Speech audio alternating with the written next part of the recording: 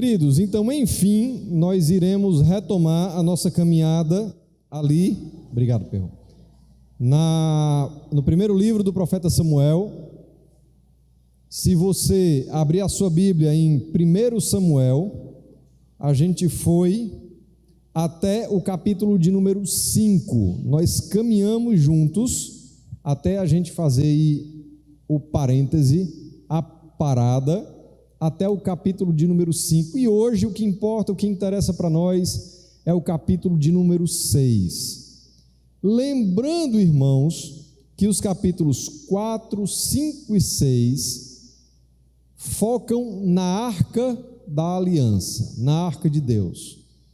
Capítulo 1, 2 e 3, ali a gente está vendo, o que Deus está fazendo pelo seu povo, o Deus gracioso que levanta então Samuel para corrigir e guiar o povo, fazendo a transição, daquele momento ali dos juízes para o momento da monarquia. A gente vê ali Deus novamente falando e se manifestando ao povo por meio de Samuel. Aí, no capítulo 4, o povo mete as mãos pelos pés, mesmo Deus estando ali, sendo reconhecido e presente na vida de Samuel, e a gente vê o que é que acontece, Há uma relação entre o povo e os filisteus. O povo é derrotado uma vez, é derrotado outra vez. A arca da aliança então é levada para uma das cidades dos filisteus. Ali Deus se manifesta em grandeza e glória e humilha as divindades, dos filisteus. O povo filisteu fica com muito medo, porque Deus começa a feri-los e a castigá-los, e eles têm uma grande ideia: a gente tem que devolver a arca, e esse é o processo. O capítulo de número 6 é o retorno da arca ali a Israel. Mas para a gente se situar direitinho, eu vou pedir que os irmãos se esforcem a acompanhar comigo a leitura da Escritura, porque a gente vai ler desde o capítulo 4, então a gente vai ler o capítulo 4, o capítulo 5 e o capítulo 6, aí não durma, Eu sei que os irmãos já estão cansados, o dia foi puxado, está um calor, o dia hoje está mais quente do que o habitual, mas para a gente chegar lá entendendo direitinho, já que a gente fez um parêntese, a gente vai ter que ler então os capítulos 4, o capítulo 5, para a gente entrar então no capítulo 6. Então, abra a sua Bíblia comigo, 1 Samuel, capítulo de número 4, diz assim então a palavra do Senhor. E a palavra de Samuel espalhou-se por todo Israel. Nessa época, os israelitas saíram à guerra contra os filisteus. Eles acamparam em Ebenezer e os filisteus em Afeque. Os filisteus dispuseram suas forças em linha para enfrentar Israel, e intensificando-se o combate, Israel foi derrotado pelos filisteus, que mataram cerca de 4.000 deles no campo de batalha. Quando os soldados voltaram ao acampamento, as autoridades de Israel perguntaram: por que o Senhor deixou que os filisteus nos derrotassem? E acrescentaram: vamos a Siló buscar a arca da aliança do Senhor, para que ele vá conosco e nos salve das mãos de nossos inimigos. Então mandaram trazer de Siló a arca da aliança do Senhor dos exércitos, que tem o seu trono entre os querubins. E os 2 filhos de Eli, Ofni e Finéias, acompanharam a arca da aliança de Deus. Quando a arca da aliança do Senhor entrou no acampamento, todos os israelitas gritaram tão alto que o chão estremeceu. Os filisteus, ouvindo os gritos, perguntaram: o que significam todos esses gritos no acampamento dos hebreus? Quando souberam que a arca do Senhor viera para o acampamento, os filisteus ficaram com medo e disseram: deuses chegaram ao acampamento, ai de nós! Nunca nos aconteceu uma coisa dessas, ai de nós! Quem nos livrará das mãos desses deuses poderosos? São os deuses que feriram os egípcios com toda espécie de pragas no deserto. Sejam fortes, filisteus, sejam homens, ou vocês se tornarão escravos dos hebreus, assim como eles foram escravos de vocês. Sejam homens e lutem. Então os filisteus lutaram, e Israel foi derrotado, cada homem fugiu para a sua tenda, o massacre foi muito grande, Israel perdeu 30.000 homens de infantaria, a arca de Deus foi tomada, e os 2 filhos de Eli, Ofni e Finéias, morreram. Naquele mesmo dia, um benjamita correu da linha de batalha até Siló, com as roupas rasgadas e terra na cabeça. Quando ele chegou, Eli estava sentado em sua cadeira ao lado da estrada, estava preocupado, pois em seu coração temia pela arca de Deus. O homem entrou na cidade, contou o que havia acontecido, e a cidade começou a gritar. Eli ouviu os gritos e perguntou: o que significa esse tumulto? O homem correu para contar tudo a Eli. Ele tinha 98 anos de idade e os seus olhos estavam imóveis. Ele já não conseguia enxergar. O homem lhe disse: acabei de chegar da linha de batalha, fugi de lá hoje mesmo. Ele perguntou: o que aconteceu, meu filho? O mensageiro respondeu: Israel fugiu dos filisteus e houve uma grande matança entre os soldados. Também os seus 2 filhos, Ofni e Finéias, estão mortos e a arca do Senhor foi tomada. Quando ele mencionou a arca de Deus, ele caiu da cadeira para trás, ao lado do portão, quebrou o pescoço e morreu, pois era velho e pesado. Ele liderou Israel durante 40 anos. Sua nora, a mulher de Finéias, estava grávida e perto de dar à luz, quando ouviu a notícia de que a arca de Deus havia sido tomada e que seu sogro e seu marido estavam mortos, entrou em trabalho de parto e deu à luz, mas não resistiu às dores do parto. Enquanto morria, as mulheres que a ajudavam disseram: não se desespere, você teve um menino. Mas ela não respondeu nem deu atenção. Ela deu ao menino o nome de Icabode e disse: a glória se foi de Israel, porque a arca foi tomada e por causa da morte do sogro e do marido. E ainda acrescentou: a glória se foi de Israel, pois a arca de Deus foi tomada. Depois que os filisteus tomaram a arca de Deus, eles a levaram de Ebenezer para Asdod e a colocaram dentro do templo de Dagon, ao lado de sua estátua. Quando o povo de Asdod se levantou na madrugada do dia seguinte, lá estava Dagon caído, o rosto em terra, diante da arca do Senhor.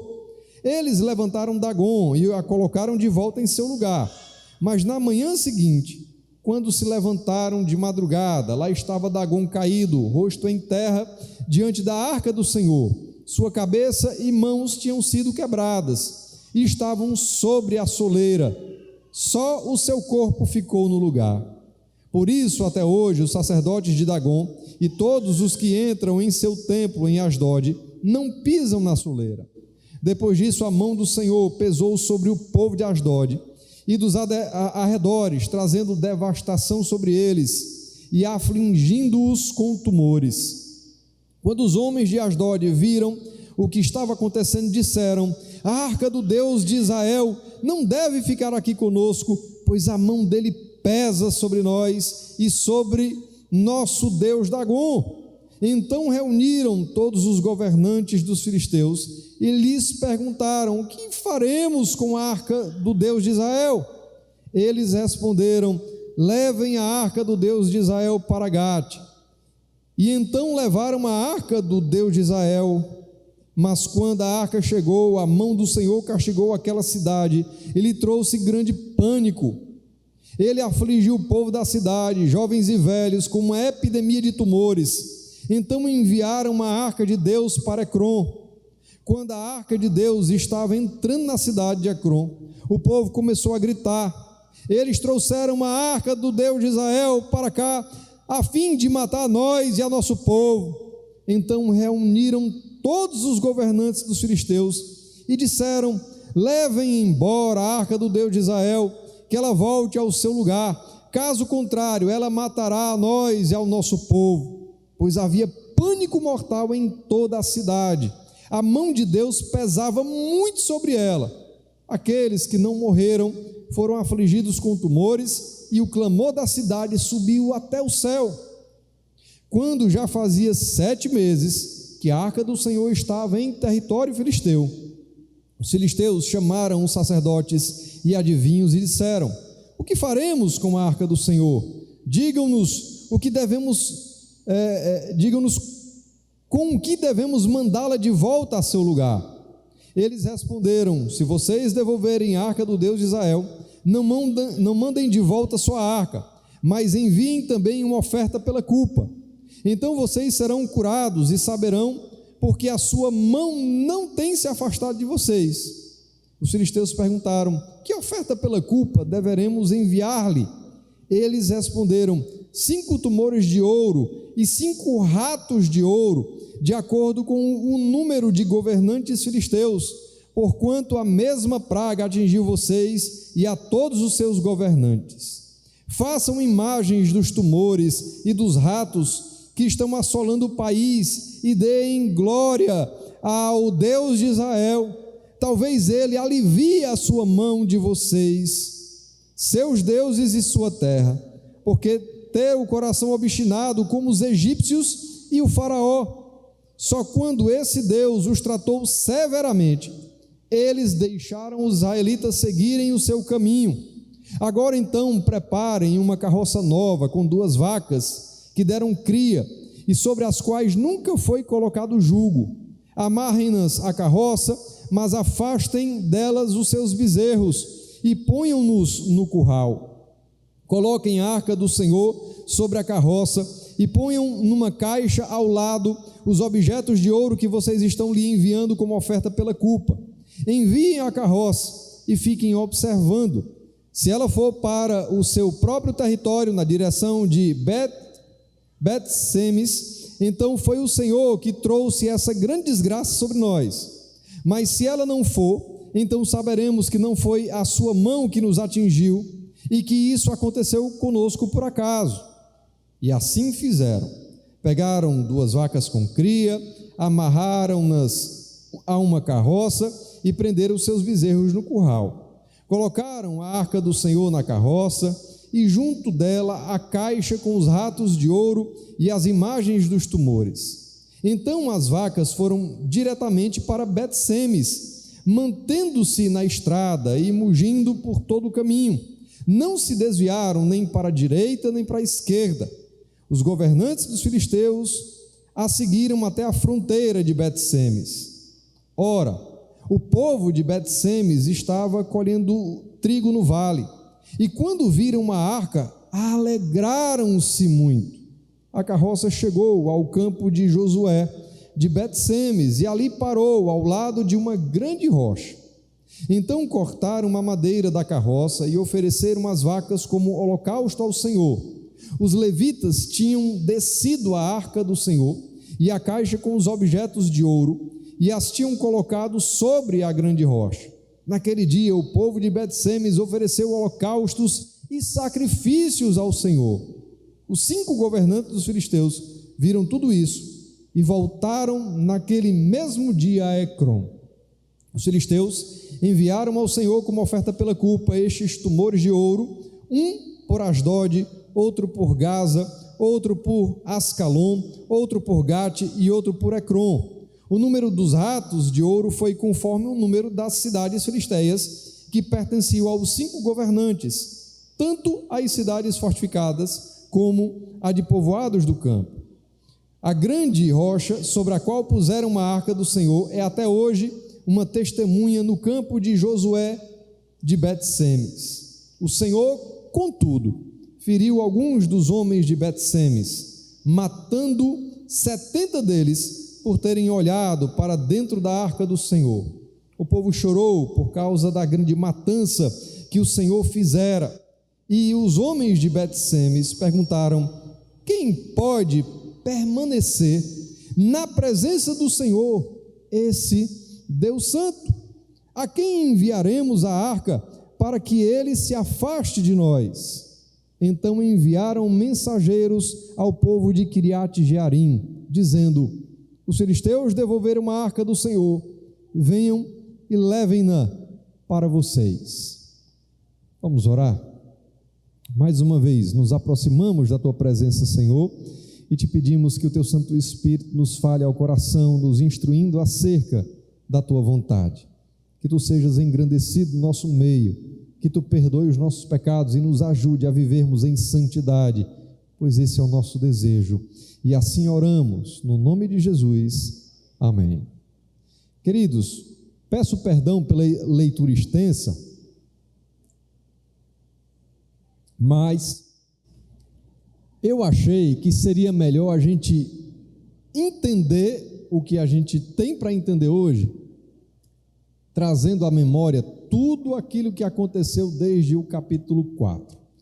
Como eu disse, na narrativa de 1 Samuel, nós temos um parêntese da apresentação de Samuel, da revelação de Deus a ele, do estabelecimento dele como profeta, sacerdote e juiz, para nos mostrar o que aconteceu com o povo de Israel e com a arca do Senhor, quando o povo de Israel decidiu seguir o seu caminho sem consultar o Senhor.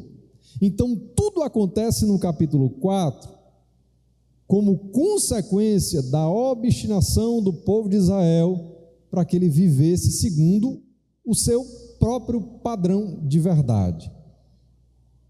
Vai lá no capítulo 4, para a gente então fazer algumas colocações para a gente chegar no capítulo 6. É interessante que no capítulo 4, no verso 1, o verso 1 do capítulo 4 vai fechar aquilo que vem anteriormente.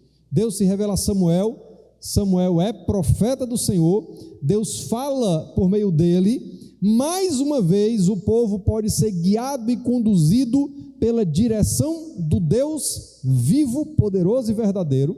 E aí no verso 1 a gente tem: e a palavra de Samuel espalhou-se por todo Israel. Entretanto, na continuação, o povo vai ter uma peleja contra os filisteus.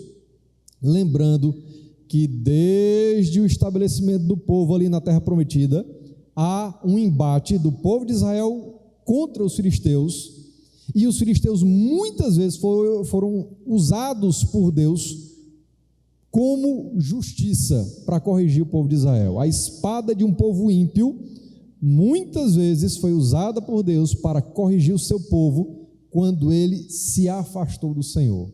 Aqui há um embate, há um momento de guerra entre Israel e os filisteus. Os filisteus agora tinham um profeta, novamente, alguém que falava, da parte de Deus, mas eles então decidem fazer a coisa do seu jeito. Quando eles vão para a peleja, e eles então perdem a peleja, 3.000 homens morrem, eles ficam tristes, eles se desesperam, e aí eles se reúnem, e a liderança de Israel tem uma grande ideia. Minha filha Julie já entende que quando a gente fala e a gente faz isso aqui, a gente não quer dizer o que a gente está dizendo, a gente quer dizer o contrário, ou então a gente está usando de uma ironia, como fulano de tal é bonito, rapaz, como tu está cheiroso, O povo de Israel teve uma grande ideia. Eles decidiram que era só pegar a arca que estava tudo resolvido.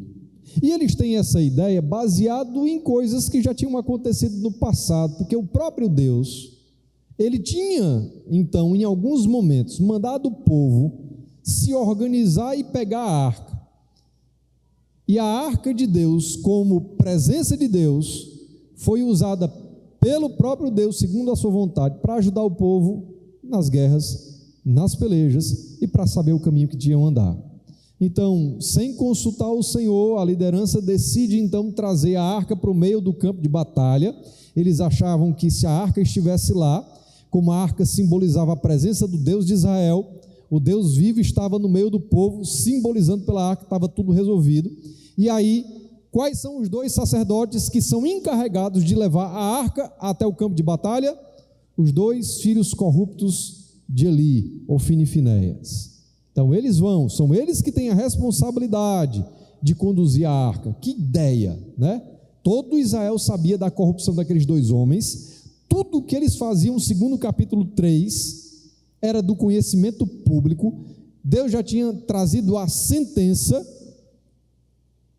Samuel já tinha sido usado por Deus para dizer: olha, Deus vai trazer juízo sobre tua casa ali, teus filhos vão ser mortos, né? Não vai ter paz para a tua casa por conta do pecado dos teus filhos e tua conivência com o pecado dos teus filhos. E aí eles pegam a arca, eles levam para o campo de batalha. Quando a arca chega, há uma comoção generalizada, há uma gritaria, né? E aí o povo achou, estamos garantidos. O povo não queria Deus, queria um amuleto. O povo não queria se submeter ao padrão de Deus, eles queriam uma garantia, um objeto sagrado que simbolizasse poder. E aí eles foram para o campo de batalha com um objeto lá, que eles achavam que ia trazer a vitória, mas Deus não estava com eles. Deus não estava com o seu povo, porque seu povo não buscou. Deus não estava com o seu povo, porque o seu povo estava conivente com a corrupção. Deus não estava com o seu povo, porque o seu povo havia abandonado os seus preceitos e a sua vontade. E quando o povo vai guerrear dessa forma, ele é humilhado. Aproximadamente 30.000 homens morrem naquele dia. Os 2 filhos de Eli, sacerdotes corruptos, então, naquele dia, são visitados pelo juízo de Deus. Eles morrem também. E os filisteus não apenas ganham uma batalha, mas eles levam uma arca de Israel como despojo de guerra e colocam lá a arca armazenada no templo do seu deus Dagon, para que sempre eles se lembrassem que Dagon era superior ao Deus de Israel. Um israelita corre do campo de batalha, ele corre aproximadamente 30 e poucos quilômetros e vai dar a informação ali em Siló, que é onde estava reunido o povo, de onde a arca tinha saído e onde estava o sacerdote Eli. Há uma comoção generalizada, porque havia sido uma derrota gravíssima, grandiosa, 30.000 dos seus não iriam voltar, fora os que já tinham morrido. Ao mesmo tempo, aconteceu o imaginável. A arca tinha sido levada. Deus não estava mais no meio do seu povo. O homem se aproxima de Eli, Eli pergunta a ele, Eli já idoso com limitações, ele fala do acontecido, Deus ali, né, tem o seu encontro com Eli, e ele morre, e a arca então está no meio dos filisteus, dentro do templo de um ídolo ímpio, de um povo pagão. Mas acontece algo. Todo mundo vai dormir feliz da vida depois de muito celebrar a vitória. Quando eles acordam de madrugada, a estátua da sua divindade está caída diante da arca da aliança do Deus de Israel. Que coisa estranha. Eles levantam então o ídolo novamente, posicionam ele novamente, tem a sua vidinha do dia normal, vão dormir. Quando acorda de madrugada, o camarada está caído de novo, só que agora está quebrada suas mãos e sua cabeça. E eles então começam a ter medo. Mas não apenas isso. Quando a gente lê o contexto do texto, nós vamos ver que há então o juízo de Deus por meio de tumores.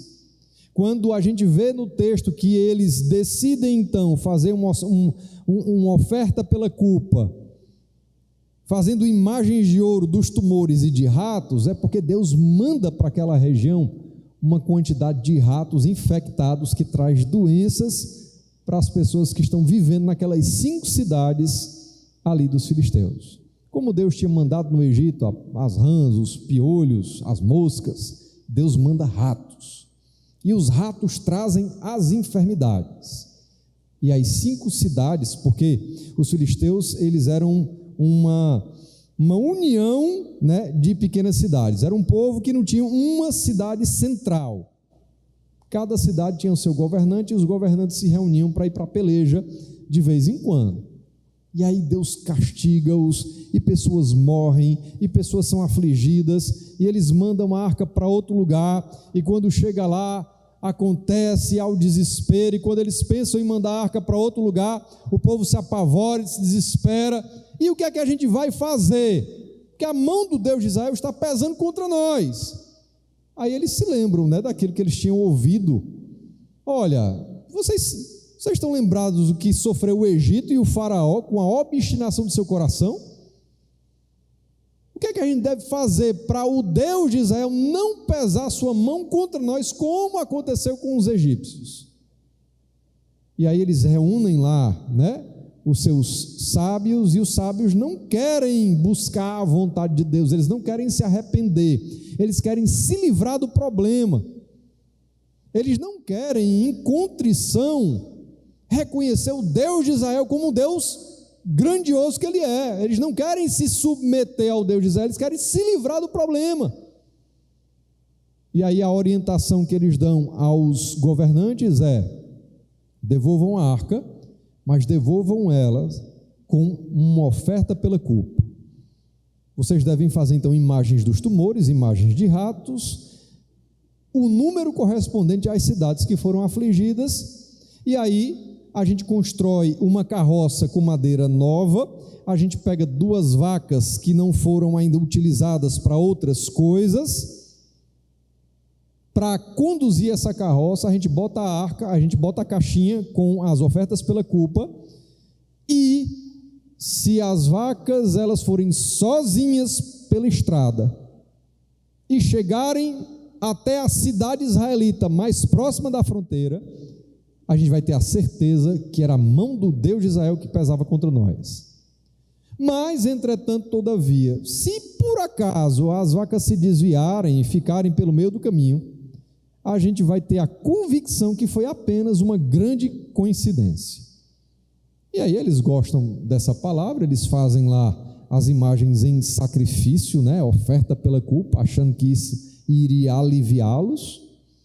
Eles fazem então uma carroça nova, eles pegam as vacas, eles fazem tudo isso, e tudo isso acontece mais ou menos 7 meses depois que a arca havia sido levada para o território dos filisteus. É aí então que a gente chega no capítulo de número 6. O verso 1 diz: quando já fazia 7 meses que a arca do Senhor estava em território filisteu, os filisteus chamaram então os seus sacerdotes e os seus adivinhos e disseram: o que faremos com a arca do Senhor? Eles tinham um grande problema, o Deus de Israel, o nosso Deus, estava pesando a mão sobre eles. Muitos já tinham morrido, muitos estavam enfermos, as cidades filisteias estavam em pavor, em pânico, havia urgência de se livrar do problema. E aí eles têm essa ideia, eles constroem então a carroça, eles colocam umas vacas, eles botam a arca da aliança, uma caixinha com aquilo que eles decidiram de oferta pela culpa, e eles mandam, e aí os 5 governantes eles vão acompanhando o processo até que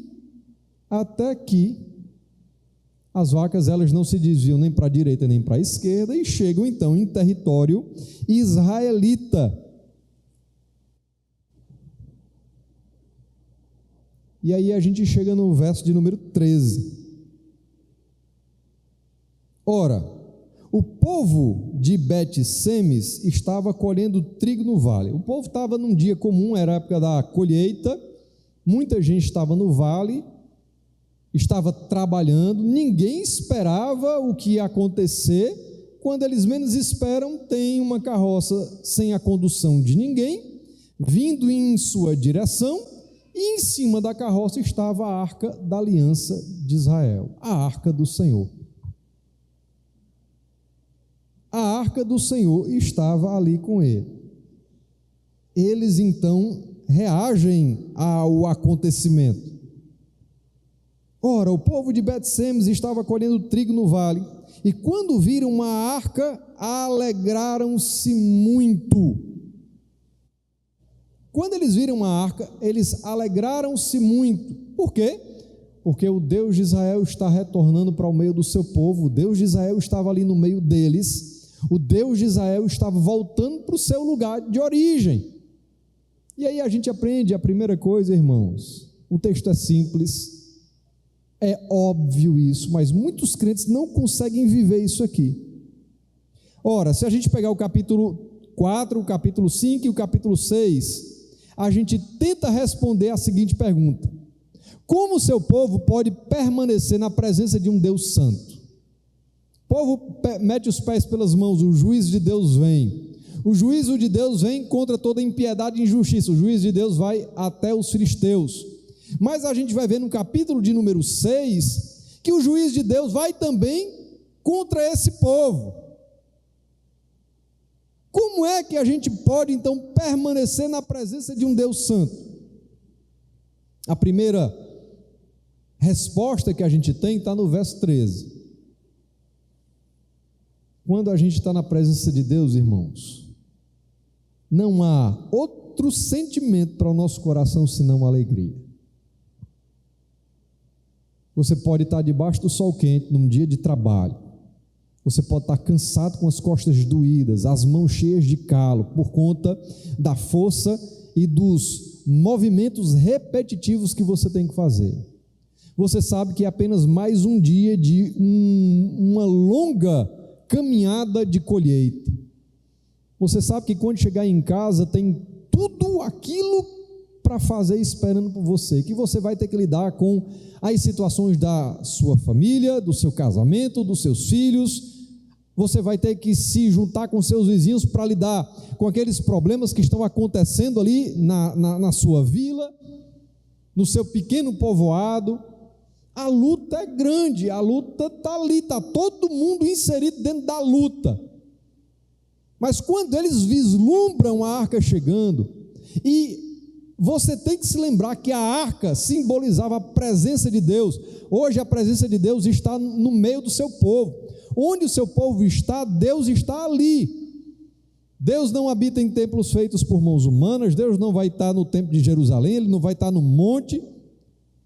Deus vai aonde nós formos, irmãos. O Espírito Santo de Deus habita em nós. A relação entre nós e Deus é diferente da relação entre o povo de Israel e Deus no Antigo Testamento. Mas o princípio é o mesmo. Quando o povo vê a arca chegando, o seu coração se enche de alegria. Deus está no meio de nós. Deus está conosco. Deus é suficiente para trazer alegria aos nossos corações. Não houve mudança, o trigo não foi colhido sozinho. Naquele momento, todas as enfermidades não foram curadas. No outro dia, o povo ia ter que se levantar na mesma hora para trabalhar. Não tinha mudado nada na vida deles. A única diferença é que Deus estava no meio deles. Deus é suficiente.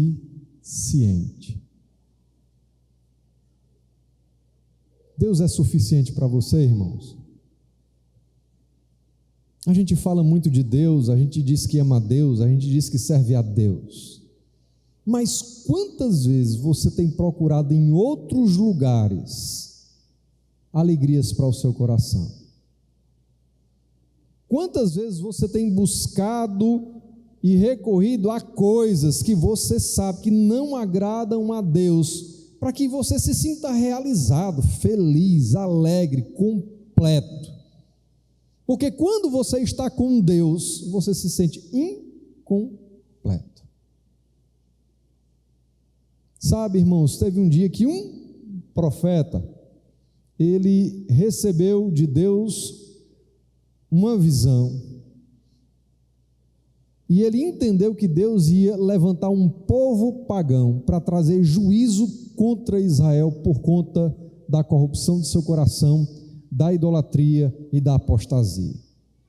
E aí ele tem um embate com Deus, ele conversa com Deus, ele questiona Deus, e Deus então ele vai tendo paciência e lidando com o profeta, até que o profeta entende que Deus é suficiente. E ele diz, no final do seu texto: ainda que a figueira não floresça, ainda que não haja fruto na vide, ainda que o curral ele tenha problemas em mim, ainda,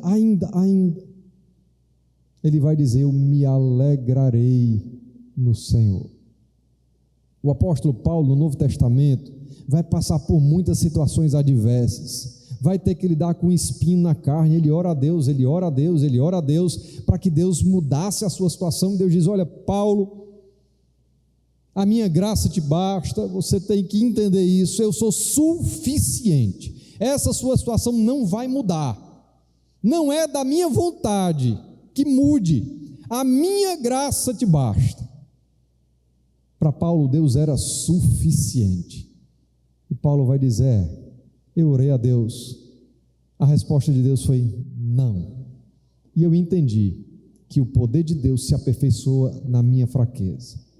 E aí eu percebi que quando estou fraco é que sou forte.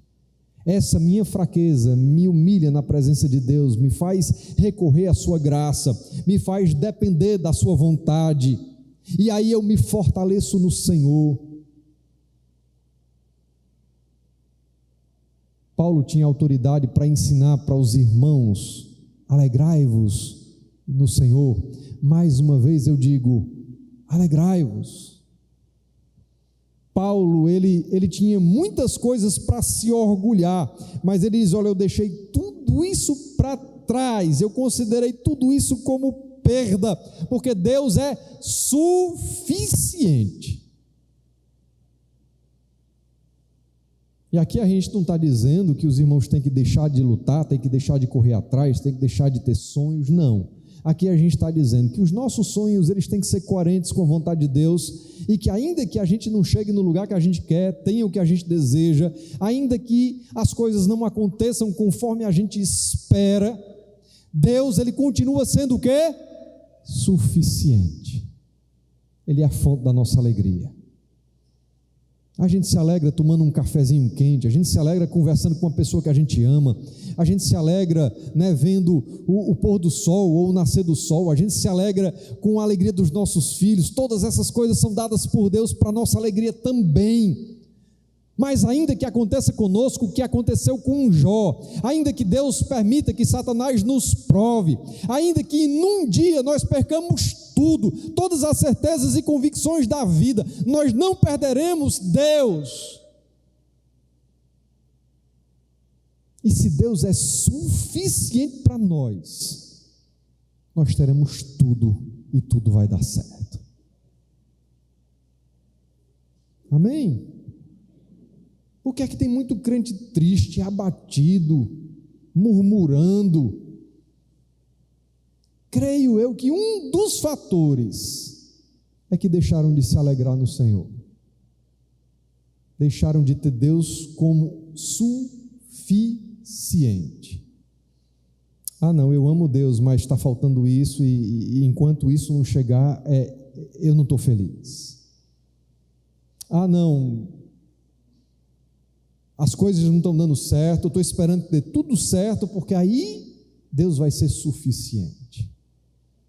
E as pessoas vão colocando coisas dentro da sua perspectiva, que é aquilo que vai trazer, é aquilo que vai completar, é aquilo que me vai fazer crescer, é aquilo que me vai fazer ser feliz. Só que aquilo vem e já tem um novo objetivo, e Deus vai ficando de lado, e você fica insatisfeito, inquieto, resmungão, porque talvez a coisa não chegue, não é como você quer, não foi como você esperou, e Deus deixou de ser suficiente, você deixou de se alegrar em Deus. A Bíblia, ela é mais um livro para você ler, a oração é algo enfadonho, você não tem alegria nas coisas de Deus, porque Deus não é a tua suficiência. E aquele povo estava lá, num diazinho de trabalho, todo mundo na sua labuta, era dia de colheita do trigo. E aí, poxa, que é aquilo ali? Negócio estranho, uma carroça sozinha, ninguém, quando ela está vindo certinha para cá, o que é que tem? Olha que negócio bonito ali, está brilhando em cima, eita que negócio, eita, aquela arca, Deus está no meio de nós. O povo se alegra. A primeira reação do povo é de alegria, eles se alegraram muito quando viram uma arca. A alegria do Senhor, irmãos, A gente tem situações na vida que pode avaliar o nosso próprio coração, se Deus é suficiente ou não. Quando Deus permite que as nossas convicções sejam testadas, quando Deus permite que a gente enfrente o dia mal, quando a gente perde algo que a gente ama ou alguém que a gente ama, quando as coisas passam a dar errado, nosso coração é testado, é provado. Quem é suficiente? Quem é suficiente? Quem é suficiente?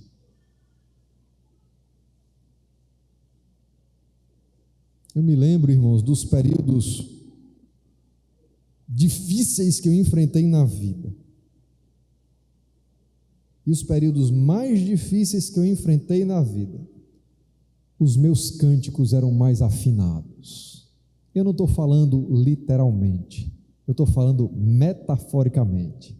Os irmãos sabem que eu não sou cantor, né? Quer dizer que é só na aprovação que o senhor dá tem uma voz bonita? Não estou dizendo isso, eu estou dizendo que a minha adoração a Deus, ela era mais afinada, era mais genuína, era mais constante, era mais firme, nos momentos da tribulação, do choro, da tristeza, porque eu olhava para o lado, irmãos, eu tinha a convicção que se Deus não tivesse comigo, eu ia desaparecer, eu ia perecer, eu ia fraquejar, eu ia morrer, e ali eu fui aprendendo que Deus é o que eu preciso. Deus é o que eu preciso. Tem muitas coisas que a gente acha que a gente precisa, mas quando a gente perde, alguns meses depois, a gente percebe que a gente não precisava de fato daquilo, que aquilo não fazia a diferença na vida da gente. Mas Deus faz toda a diferença. E não permita, irmão, que você aprenda isso na dor. Se alegre em Deus quando tudo está bem. Não permita que Deus ele te prove por conta da dureza do seu coração, para que aí você entenda que Ele é suficiente, que Ele seja suficiente quando tudo está bem. Amém?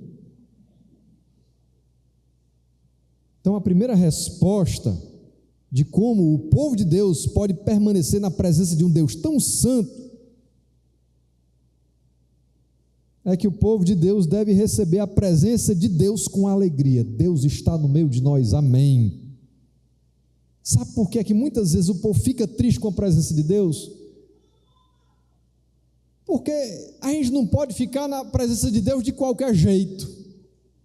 Espera aí, Senhor, tu fica ali da sala para lá, porque se tu entrar aqui no meu quarto, vai ver a armazela, e aí não dá, eu quero viver a minha vida. Tem muita gente que não quer a presença de Deus, não quer se alegrar na presença de Deus, porque sabe que só pode se alegrar na presença de Deus vivendo em santidade. Não há outra forma de se alegrar na presença do Senhor, porque em pecado não tem ninguém alegre na presença de Deus. Em pecado tem remorso, tem culpa, tem tristeza, tem pesar. Mas numa vida correta, íntegra, santa, você pode se alegrar em Deus. Tem muita gente que não quer se alegrar em Deus, porque encontrou prazeres em outros lugares, alegrias em outras instâncias. Olha, eu gosto de Deus intelectualmente, mas eu não estou disposto a abrir mão da minha alegria para ter Deus apenas como suficiente para mim. A primeira resposta é a alegria. A alegria diante de Deus é demonstrada por meio da vida que Deus quer que a gente viva. Ora, o povo de Bet-Semes estava colhendo trigo no vale, e quando viram a arca, alegraram-se muito. A carroça chegou ao campo de Josué de Bet-Semes e ali parou ao lado de uma grande rocha. A carroça foi até o campo desse rapaz aqui com o nome Josué, parou ali, e O povo então parou o que estava fazendo e no mesmo momento, povo, crente, eles pegaram a carroça, cortaram a carroça todinha e a ideia foi: vamos fazer um grande sacrifício ao Senhor. Eles se alegraram na presença de Deus e eles demonstraram reverência ao Senhor. Olha, Deus está no meio de nós, vamos oferecer sacrifícios ao Senhor. Ninguém foi ganancioso. Epa, a gente achou 2 boi aqui, vamos matar, vamos fazer um churrasquinho, dividir para todo mundo. Não, a ideia foi que ali era um momento de alegria, de culto. Sendo assim, o Senhor era digno de receber um sacrifício. E aí eles sacrificam aqueles 2 animais e fazem isso diante do Senhor. O povo de Deus deve habitar com Ele, deve viver com Ele, deve se relacionar com Ele com reverência. Ninguém pode chegar diante de Deus de qualquer jeito. Deus é santo, queridos. Deus é santo. Deus quer que você corrija a sua vida e siga-o. Deus quer que você esteja diante dele do jeito que ele exige, não é do jeito que você acha, não. Deus exige da sua vida reverência. Quer se alegrar na presença de Deus? Você só pode se alegrar na presença de Deus com reverência. A gente chega no Novo Testamento, Paulo vai falar sobre culto. Culto estava uma bagunça, todo mundo fazia o que queria, dava glória a Deus e aleluia. No final, todo mundo dizia: o culto foi uma bênção. E Paulo vai dizer que o culto que agrada a Deus é um culto com ordem e com decência. E Paulo vai dizer: olha, o culto não pode ter isso, o culto tem que ter isso. Ele define os parâmetros, porque quem define o culto não é a sua cabeça, não é a sua vontade, não é o seu jeito, é a própria palavra de Deus que define a forma que Deus quer, que Deus requer que a gente chegue diante dele. Você pode ir para um lugar, você pode sair de lá dizendo: foi uma bênção, e Deus não ter recebido o seu culto, porque tudo que foi feito pelo coração do homem e não pela vontade de Deus. Você pode sair de um culto dizendo: eita, que bênção essa mensagem, e a mensagem, ao invés de bênção, ser uma maldição na sua vida. Se a mensagem não foi alicerçada na Escritura, mas ela nasceu do coração do mensageiro, para afagar e acariciar o seu ego. Quer se alegrar na presença de Deus? Só tem um meio disso acontecer: é com reverência. Rapidamente eles quebram ali a carroça, eles preparam uma grande fogueira, eles matam os animais, eles sacrificam os animais em oferta. Aí começam a acontecer os problemas. Porque, segundo o prescrito da lei, os sacrifícios de animais daquele porte não podiam ser de vacas, mas de touros. Ah, pastor, mas é uma besteira, é só uma questão de sexo. Vaca, boi, é tudo a mesma coisa. O sexo masculino, o sexo feminino, é detalhe. É detalhe. Vai lá para o texto. Olha o que é que acontece. Então cortaram a madeira da carroça e ofereceram as vacas como holocaustos ao Senhor. Os levitas tinham descido a arca do Senhor e a caixa com os objetos de ouro e as tinham colocado sobre uma grande rocha. Naquele dia, o povo de Bet-Semes ofereceu holocaustos e sacrifícios ao Senhor. Parecia que estava tudo bem. Olha que dia alegre, abençoado. Um grande culto a Deus. Os 5 governantes dos filisteus viram tudo isso e voltaram naquele mesmo dia a Ecrom. Eles entenderam que foi Deus mesmo que feriu eles e que o problema para eles estava resolvido na cabeça deles. Os filisteus enviaram ao Senhor como oferta pela culpa estes tumores de ouro, um por Asdod, outro por Gaza, outro por Ascalon, outro por Gate, outro por Ecrom. O número dos ratos de ouro foi conforme o número das cidades filisteias que pertenciam aos 5 governantes, tanto as cidades fortificadas como os povoados do campo. A grande rocha sobre a qual puseram a arca do Senhor é até hoje uma testemunha do campo de Josué de Bet-Semes. O Senhor, contudo, olha como muda o verso 19. A festa acaba, meu irmão, quando a reverência não é feita dentro da vontade de Deus. você pode sacrificar, você pode oferecer culto, você pode fazer a coisa achando que está fazendo o máximo e ainda assim não ser aceito por Deus. Por quê? Porque você tem que fazer como Ele quer, como lhe agrada. O Senhor, contudo, feriu alguns dos homens de Bet-Semes, matando 70 deles, por terem olhado para dentro da arca do Senhor. Ora, irmãos, aquele era um povoado pequeno do interior, aquilo era um grande acontecimento. A arca de Israel, que ficava apenas ali no centro do culto, em Siló, estava ali naquela localidade. Muitas daquelas pessoas nunca tinham visto a arca, muitos estavam curiosos, e vale lembrar algumas coisas. Abre lá, deixa o dedinho marcado aí, abre em Êxodo, capítulo 35, Êxodo,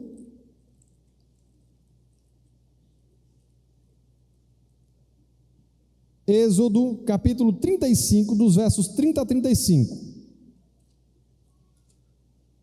Êxodo 35, dos versos 30 a 35. Disse então Moisés aos israelitas: o Senhor escolheu Bezaleel, filho de Uri, neto de Ur, da tribo de Judá, e o encheu do Espírito de Deus, dando-lhe destreza, habilidade e plena capacidade artística, para desenhar e executar trabalhos em ouro, prata e bronze, para talhar e lapidar pedras e entalhar madeira, para todo tipo de obra artesanal. E concedeu tanto a ele como a Ailiabe, filho de Aizameque, da tribo de Dan, a habilidade de ensinar os outros.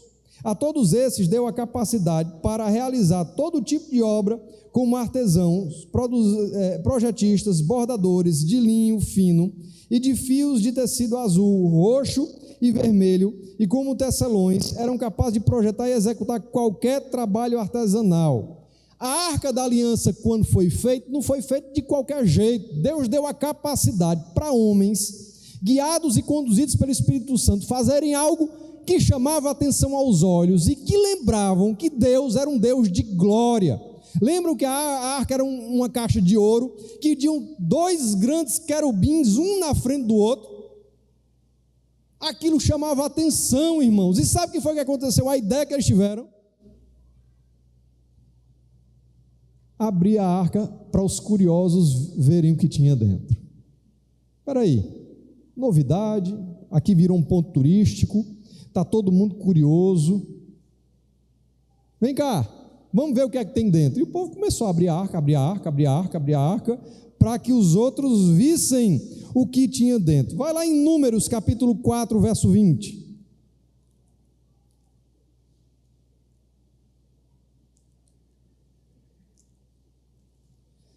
Números 4, verso 20.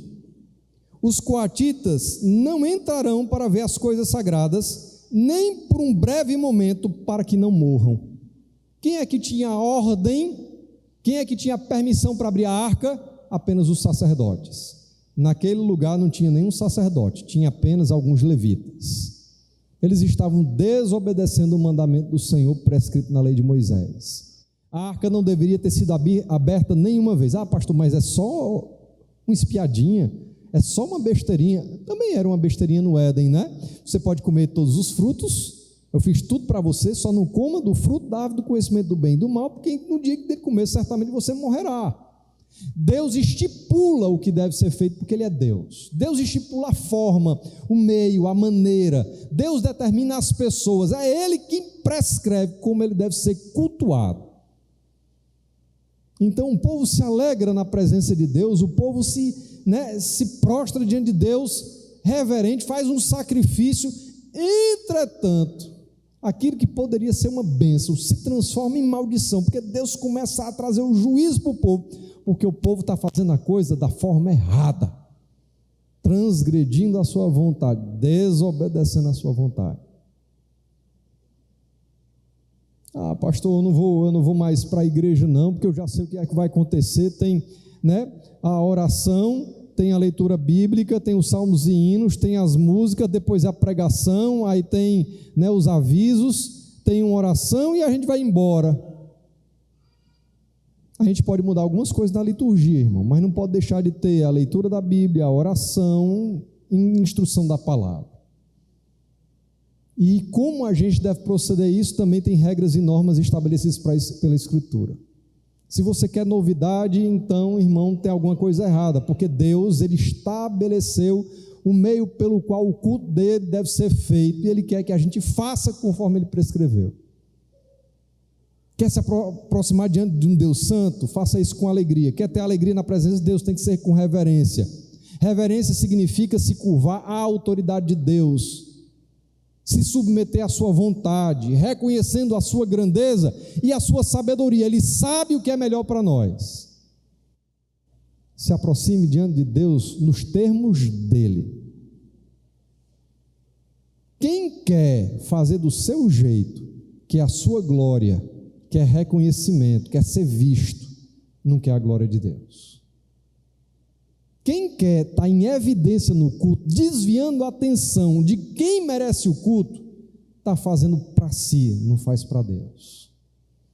Quem vai atrás de artifícios, artimanhas, né? E por meio dessas coisas, então chega à conclusão se o culto foi bom ou foi ruim, está atrás daquilo que agrada o seu coração, e não aquilo que agrada a Deus. Porque o culto a Deus só depende dele próprio. E Deus procura verdadeiros adoradores que o adorem em espírito e em verdade. Como é que a gente se aproxima de um Deus santo? Em verdadeira reverência. Amém? Eles mostraram falta de sabedoria e ignorância, e aí Deus vem e o contudo chama a atenção, né? O Senhor, contudo, feriu alguns dos homens de Bet-Semes, matando 70 deles por terem olhado para dentro da arca do Senhor. O povo chorou por causa da grande matança que o Senhor fizera. Não estavam alegres? Tão tristes por quê? Porque desobedecer a Deus traz o seu juízo, e o juízo de Deus traz tristeza, irmão. E o juízo de Deus, ainda bem que Deus é gracioso, porque senão a gente era triste para sempre. Mas em Jesus nós somos felizes pela eternidade. Louvado seja o nome do Senhor. Você não pode estar na presença de Deus de qualquer jeito. Você não pode querer fazer as coisas do seu jeito. Não há possibilidade. Isso só vai trazer tristeza e pesar para você. E você pode se afastar de Deus. Qual é a conclusão que eles chegam? A gente não quer mais a presença de Deus. Por que é que eles não querem mais a presença de Deus? Porque eles não tiveram o entendimento de que para estar na presença de Deus tinha que ser com verdadeira reverência. A gente não quer estar na presença de um Deus tão justo, tão severo, um Deus cujo o juízo é tão rigoroso. A gente não quer. A gente só quer as bênçãos. A gente só quer a alegria, o friozinho na barriga. A gente só quer o que Deus pode dar. Mas esse negócio de obedecer, a gente não quer. A maioria das pessoas se afasta de Deus porque não querem viver segundo a perspectiva do Senhor. Não querem. Descobrem a duras penas que estar na presença de Deus de qualquer jeito traz implicações. Deus é santo. Ninguém pode zombar da sua santidade. Quem pode permanecer na presença do Senhor, esse Deus santo? Quem é que pode, irmãos? Todos aqueles que se alegrarem humildemente na presença dele como ele quer. Quem é que pode? Aqueles que se submeteram, aqueles que obedeceram, que se alegraram na suficiência de Deus. Esses podem.